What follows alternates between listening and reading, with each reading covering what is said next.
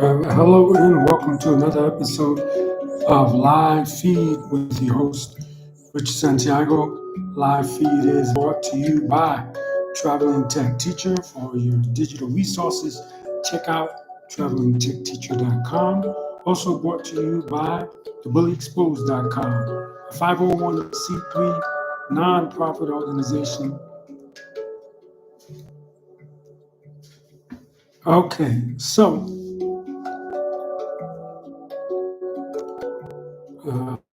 let's see. All right. So today we're going to talk about working with your ego. Unfortunately, there's way too many people that only know how to work if their ego, if they can have their ego put into it. And that's a very, very, very dangerous thing to do. Let me tell you what, let me explain to you what brought this whole. I was paying my registration for my vehicle a couple of days ago.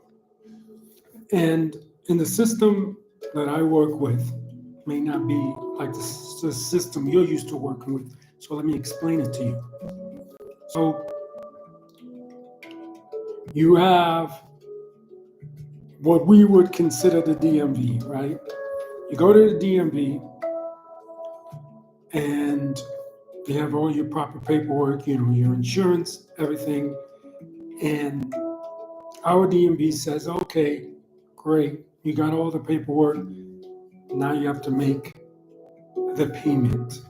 And unfortunately, what we have to do is go to a bank to make our payment to register our vehicle. Well, I shouldn't do this if we're really registering our vehicle. It's not like we're not registering our vehicle. We're registering our vehicle, okay? So we go to the bank, and we have this form that the DMV, now that's what the DMV, because for us it's the DMV, the person or the office that registers our car. We have to go over to the bank to get with two forms or two pieces of paper that the DMV gives us and make our payment and then bring it back with proof that we made our payment. Okay, that's our system. I'm not really going to get into why it's our system like that. I understand it's a little backwards, some people might think, but just understand that that's our system. So what happens is that it's printed out on an 8.5 by 11 paper, but it's only really probably like 4 by 5, the receipt. So what happened in the past is that you would receive two pieces of paper identical, right? One is for the bank, for the bank's records, and one is for the DMV office, okay? But what would take place is that because it was printed, the receipt was printed on an 8.5 by 11 piece of paper, the tellers would cut both the papers. But the cutting of that doesn't work for the DMV, right? For the guy who works in the office where our vehicles are registered. So he's been telling people to tell the bank teller, do not cut the copy that comes back to me. Okay, I hope I explained that well, because that's important. That's important for the story. So now that you've been up, so I go to the DMV. I hand them the piece of paper, say I'd like to make a payment to register my vehicle. And he says, okay, great. He takes it. And I said, and this copy I recognize is the copy that goes back to the office that registers our vehicles. The gentleman there has asked me to tell you please do not cut. Okay, please do not cut this piece of paper. He would like it intact. And the gentleman says, now this is where it starts. The gentleman says, I don't know why he keeps telling us to do that. We never cut it.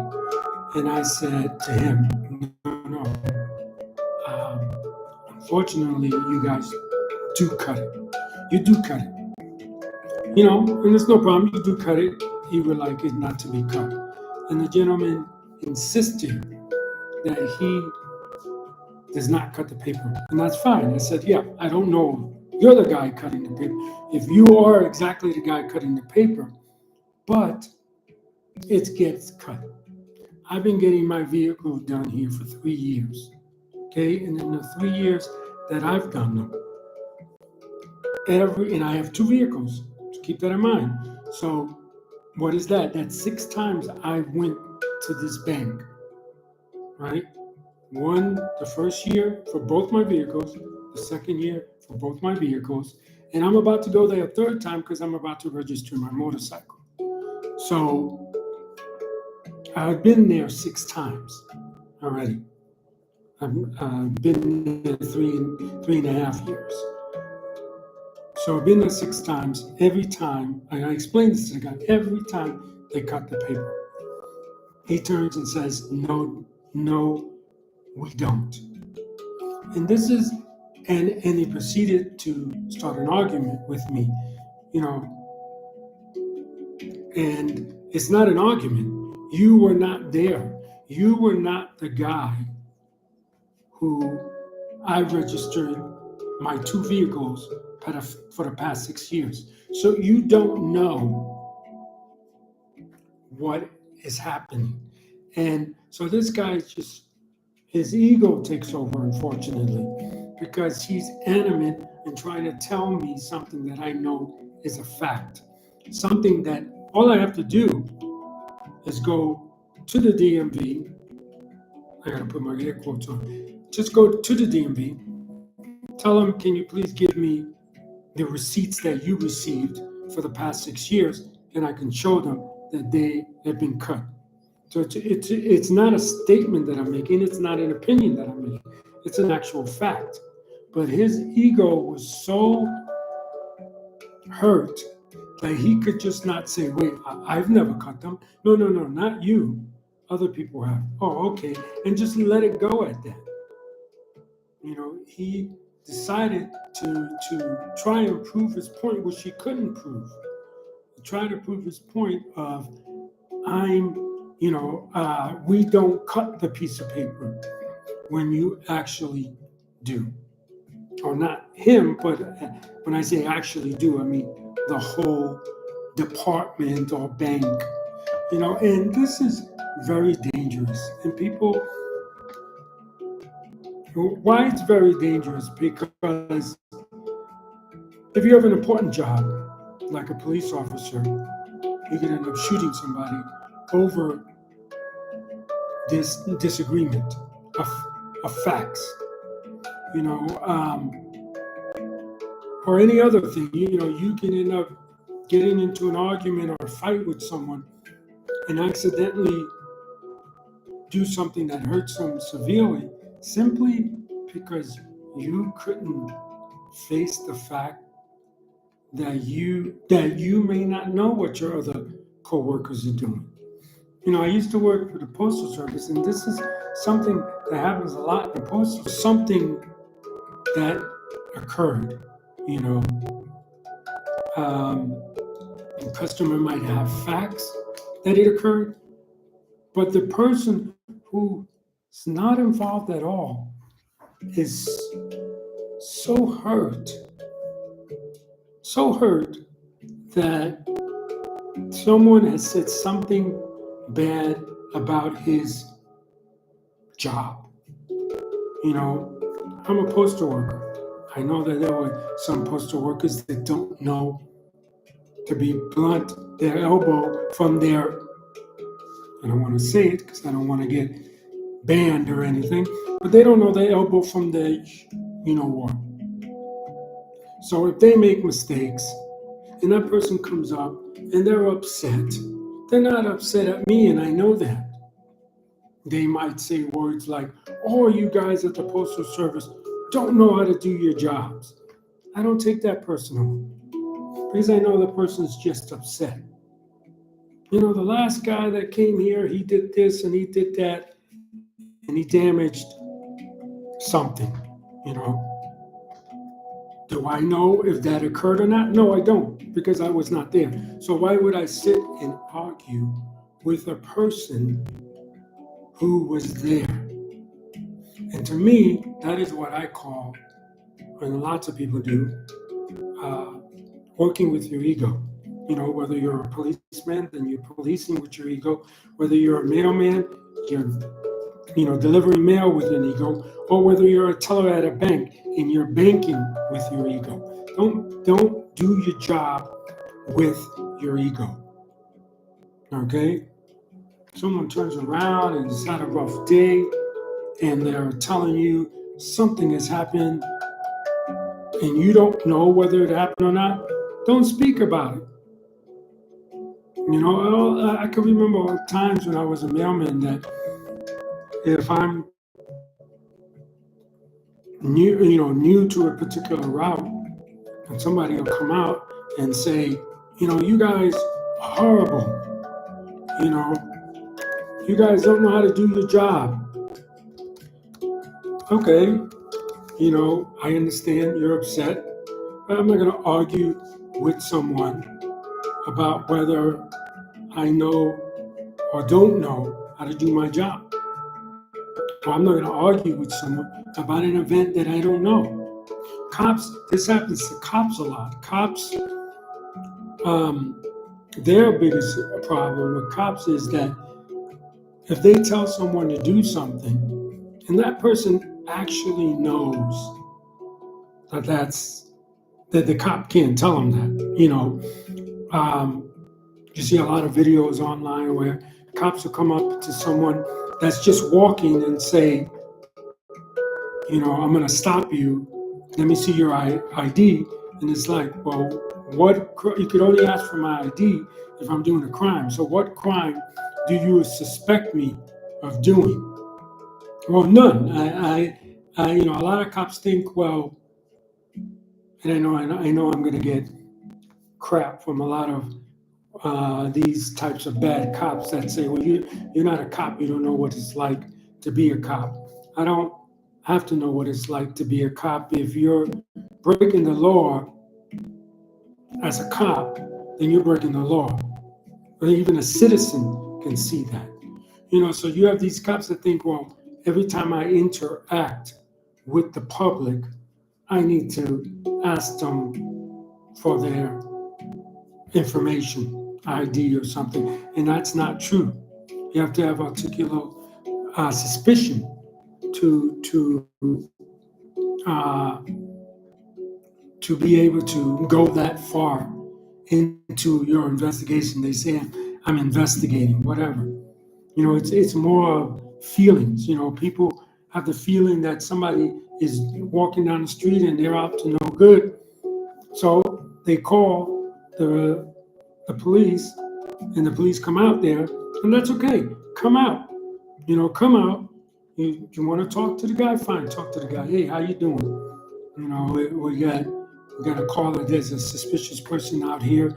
You don't look suspicious. You look like you're just walking your dog, or you're walking, doing whatever. So I realize it's not you. And if you're a cop, I am not going to say that a bad cop is a person that doesn't try to get something out of someone that they know they shouldn't. I'm not going to really say that. The cop says, hey, can I get your ID? And no, I don't feel safe giving you my ID because I didn't do anything wrong. And that's what the person says, then go with that and say, okay, sir, have a good day, and keep on going. If you suspect the person's doing something wrong, drive around the block, watch the guy, sit there and follow the guy and watch the guy. And if he does something wrong, then you can arrest him. But don't, it's terrible what cops are doing nowadays. and they're policing with their ego. And you shouldn't do any job with your ego. I don't care if you work in a fast food joint at the drive-thru. I don't care.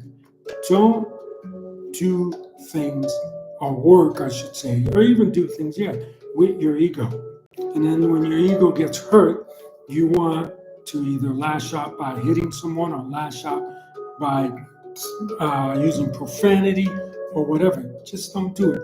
Don't work, don't live life with your ego. Period. And to me, that's what this banker was doing. He could not get over the fact that his colleagues possibly could be doing something that he might say, that's the most stupidest thing in the world. Why are they doing that? And hey, I agree with the guy. Why are they doing that? But you cannot speak for events that you were not at. That's the way I look at it. You know, you just shouldn't do that, because you make yourself really look ridiculous. That's my opinion on this case here of working with your ego. You shouldn't work with it. Be humble. You know, someone says to you, hey, last time I was here, you know, and it might be something ridiculous, right? It might be something that you know has never happened in a bank. Someone says that, just say, oh, I'm sorry that happened to you, but I assure you, I won't do that. And that's it. You know, it's like when you see a sign that you know, you're at a place, right? And the place has a raccoon, let's just say. And you see a big sign next to the raccoon cage that says, don't stick your finger in the raccoon's butt. You think that somebody just came out of the blue and said, I don't want anyone to stick their finger up my raccoon's butt, so let me put my sign up here. No, it's because in the past, someone has done it. So for someone to look at that sign and say it's the most absurd thing in the world without finding out any facts, you know, that's a joking way of talking about dealing with your ego. But that's basically what it is. If you weren't there, don't speak on it. If you weren't there, don't get into disagreements with customers or people when you weren't actually there to see it all play out properly. That's the way I see it. So that's going to do it for us on it. I hope some of you learn.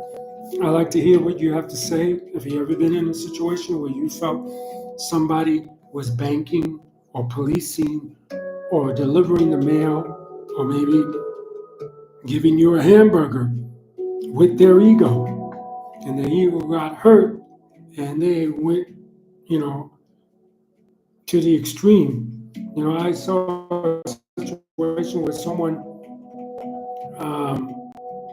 again, working with their ego, has to do things at customers, drinks at customers,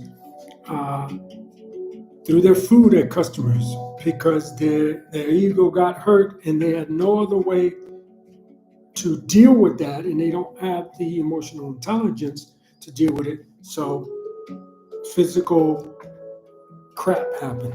This is basically what it is. So let me know. I like to hear your story about any time you saw someone or dealt with someone working with their ego. I want to remind you that live feed is brought to you by Traveling Tech Teachers. For your digital resources, check out travelingtechteachers.com. Also brought to you by The Bully Exposed, a 501c3 nonprofit organization geared at helping survivors of bullying.